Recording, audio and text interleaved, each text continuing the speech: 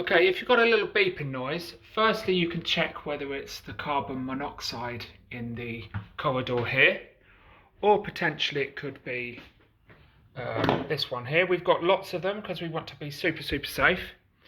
And if it's not that, then you can go into the cupboard here, switch the light on, and then try switching this switch off here at the top, here like this, and that should resolve the issue.